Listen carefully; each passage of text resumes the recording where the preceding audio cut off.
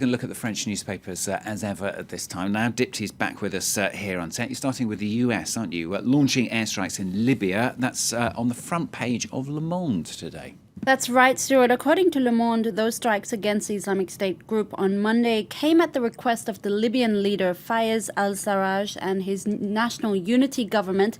In other words, a government that's internationally recognized by the West and the UN. Now, the IS group only controls certain pockets of Libya, but the jihadists are fighting what Le Monde calls a dogged resistance group in the city of Sirte, the IS group's headquarters, if you like. You found a piece in the communist paper L'Humanité, haven't you, as well, talking about this new offensive against the jihadist group? It's on the front page of L'Humanité as well. Washington opens a new front in Libya. Now, the communist paper says it doesn't really come as a surprise. After all, it's something that Western leaders have been ruminating over for quite some months now.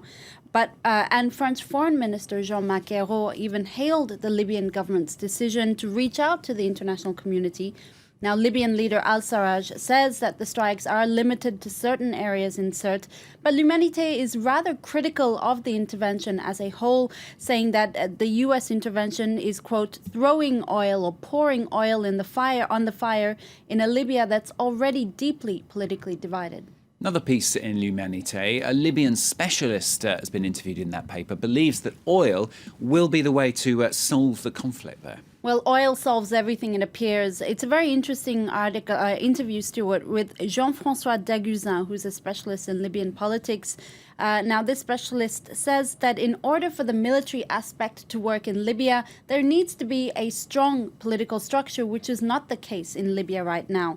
On one hand, you have this national unity government in Libya that I mentioned that's supported by the West and the UN. But on the other hand, you have a military-run government in Tobruk that's recognized by Egypt and Gulf nations. So for this specialist, we're sort of in a race for political legitimacy in Libya. And the way to solve that deadlock may be through a fair, what he calls a fair distribution of oil, which of course is a huge source of income in Libya. Some of the papers are also wondering, aren't they, how this new offensive could ever be actually work. Bearing in mind what's happened in Syria and the tactics and whether they've worked there.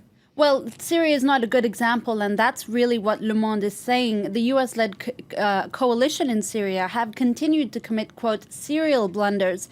Since the end of May, for instance, airstrikes in the northern Syrian city of Manbij have killed at least 200 civilians. And the problem is there's this sort of vicious cycle going on where the locals in Manbij accuse the Kurds of deliberately giving out the wrong coordinates to the U.S.-led coalition.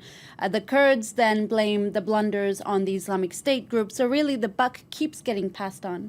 Let's talk about what's been the big story here in France. That's the funeral of the slain priest, Father Jacques Hamel. He was slain a week ago and the funeral was yesterday, wasn't it? That's right. There was a huge turnout yesterday at the Rouen Cathedral. Around at least 1,700 people turned out for that funeral for Father Jacques Hamel, who of course was killed a week ago.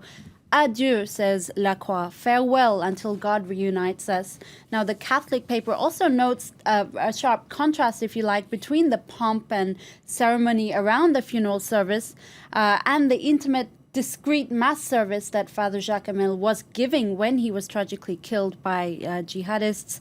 He may not have enjoyed the sort of ostentatious funeral, but for Le Figaro, he would have been thrilled to see the way his death did manage to bring people together, communities together. One churchgoer said that he would have been happy to see people, like, quote, gathered together, united, watching over each other without excluding anyone. That would have made him happy. Nice moving funeral there. Let's change gear, ending on a positive note, Dipty. According to Le Parisien, marrying a smart woman can guarantee a very long, healthy life.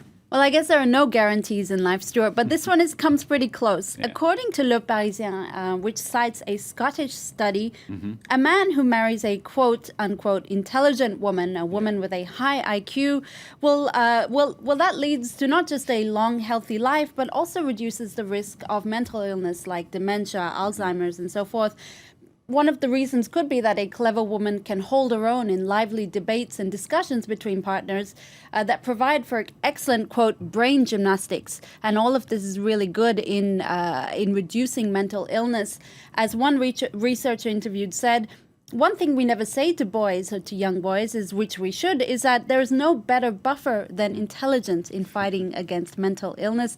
The survey doesn't say, however, whether shacking up with a, quote, imbecile has any health risks on women. I'm worried for my wife's health, I have to say, after hearing about this. It doesn't do it the other way either. What about marrying an intelligent man? Yeah. There are a few out there, you know. Some. Not many. Thank you very much. Dip to the papers here on France 24. Very latest news will be with you right after the break. Don't go away.